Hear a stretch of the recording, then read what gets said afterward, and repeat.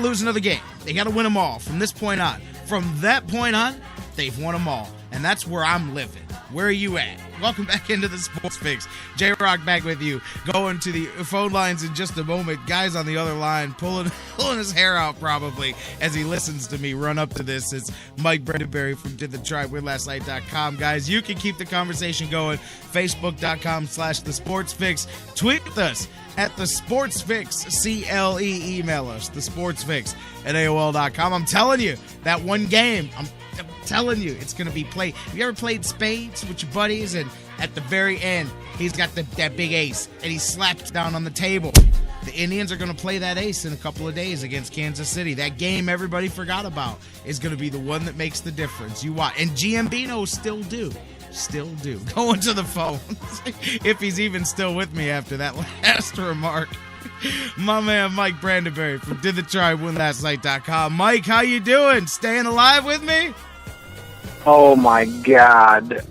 Does compartmentalizing mean dreaming now? No, because if that's the case, then you are definitely compartmentalizing. No, it means you're taking little boxes and you're separating things. I have now compartmentalized the entire season prior to 2 days ago, and that's the world that I'm living in right now. Is from September 16th forward, and where I'm living right now, things are good. All we've got to do is just continue to win every single game that's in front of us as we go. But it can be done. I go all the way back to last year.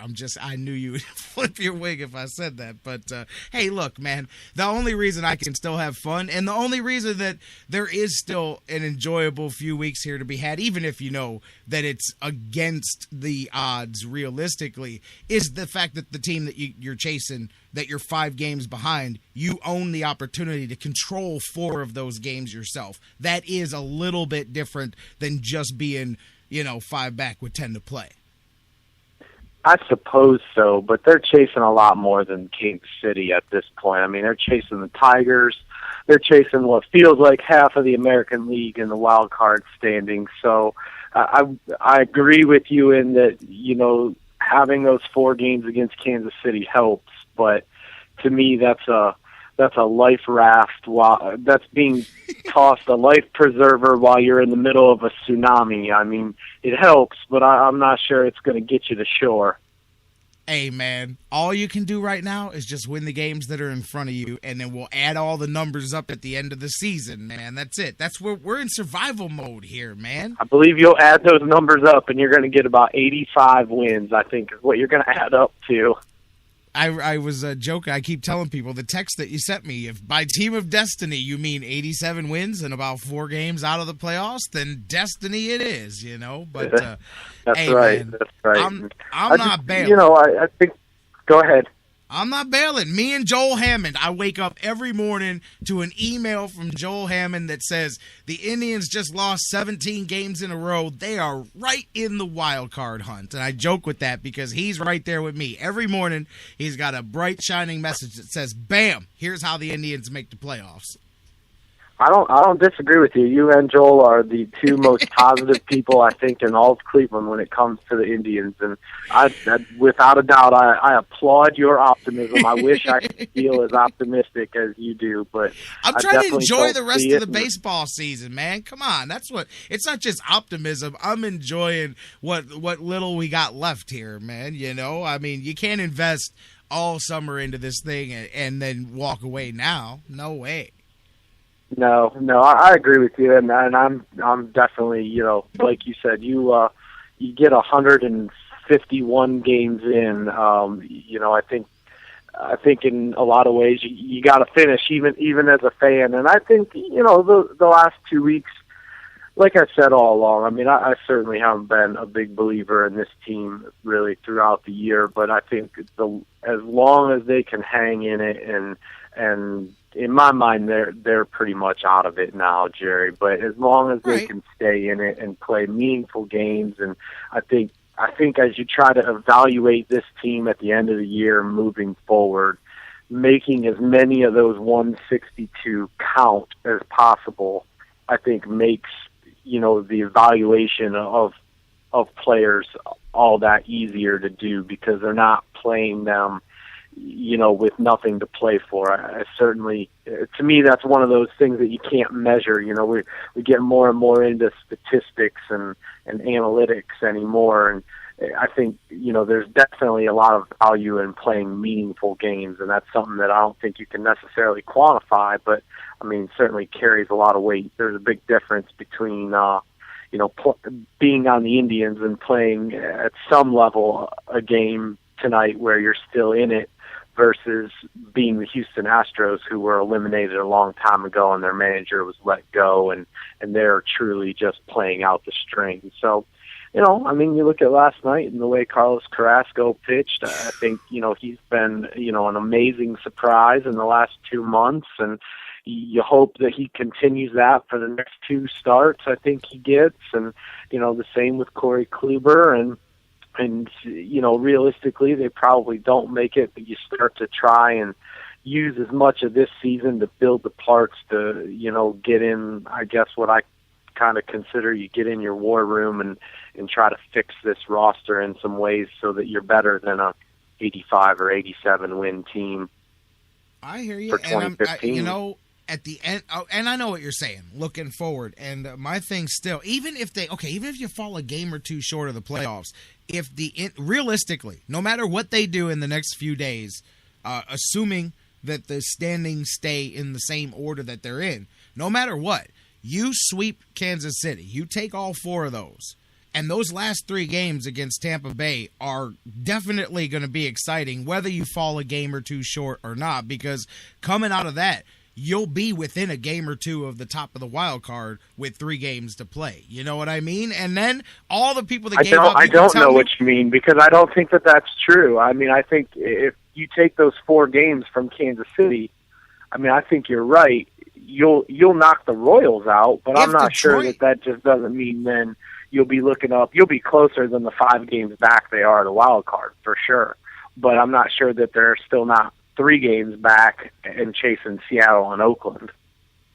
Well, I hear you there. Again, there's the other teams involved too, but it doesn't matter. They can't even do what we're doing. It does matter though. Those teams are real. No. What I'm saying is, it doesn't matter what we're saying. It doesn't even matter if they're thinking about this. All they can do is win every game that's in front of them right now. Is what I'm saying. It has to play itself out. And the rest of that stuff gets added up. You know what I mean? That's what I'm saying. Sure. That's what I'm saying. Sure, and I agree with you. If realistically, if they have any kind of shot, and I kind of wrote this on Monday, I think realistically, as crazy as it sounds, I think they pretty much do have to win out. I broke down a scenario of and that was before they lost Monday night. So if they would win out, they would get to 89 games now. The story that I wrote had them at 90, and I think you get pretty close if you win out. But even in the scenario that I painted, if they go 10-4, I don't think you get it done. And so I'm with you in the regard that I think they need to win out. Now, I've kind of jokingly, tongue in cheek, said all year, everybody says don't panic because they're in the same spot they were last year. Well. I've been the pessimist all summer who said, okay, but you have to finish with a 10-game win streak. Well, I would say now they have to finish with a 13-game win streak. And that was the title of my Monday story is, all they need is a 14-game winning streak. But I think that's where they are. And, I think it's disappointing for sure to see them in this situation. When you look at the season as a whole, but I don't fault this roster or most of these guys that are playing now for where they're at. I think this to me, if you look at this season as a whole, if they fall short, whether it's by a game, 2 games, or even 5 games, I think it's really easy to go back and look at the first half of this season and say that this team lost their playoff opportunity. They lost that in April, May, and June, even when they played poor defense, when they had poor to, at best, average starting pitching and struggled offensively. This team has kind of struggled offensively all year. And, I've been one that has said if if they pitch and if they catch, the offense will have enough runs, and I still believe that. And I think you see that to a degree now. I mean, they're finding ways to eke out runs, but they weren't. They weren't doing any of those three things the first half of the season, and I think that's really where this season got away from them, and the hole has got too deep that they can't really dig out of.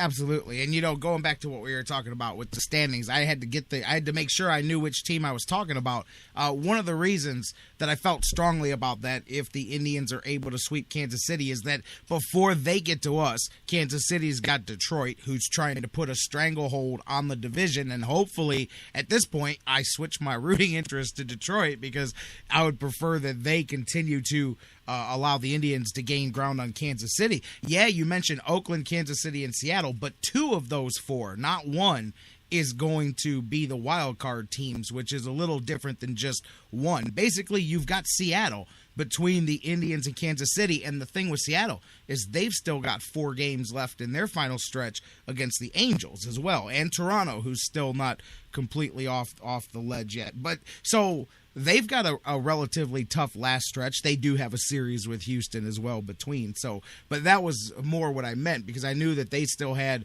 at the time, 5 games, now 4 with the Angels there. And Kansas City's got the Tigers and then us as 7 of their final 11. Plus, Chicago's been playing them tough, even the games that Kansas City wins, and that's their final 4 is there. So, I mean, pretty much if you can leapfrog Kansas City, it's the Indians and Seattle within 2 games of each other in the final 3 games of the season.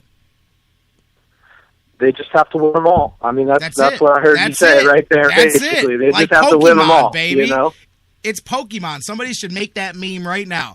Chief Wahoo dressed like Pikachu or whatever. Gotta win them all. Pokemon, baby, Indians version, because that is truly what they got to do. And, you talked about Carrasco getting all joking aside about where they may finish or may not finish. But, yeah, man, I mean, just continuing. It's different than just saying he's been better, he's been good, this is potential for the future. Like, each time out, we're going, man, he's like doing it again, but better, and locking in to where you go. This is really some interesting and some fun baseball to watch from him since he's come back 5-1, 1.17 ERA since he's come back in the rotation, and batters against average is 174. I mean, seriously, that's a different level, man. And matter of fact, this was nuts. Did you see in the post-game notes, Carrasco, second pitcher in Major League Baseball history with Sandy Koufax to strike out 12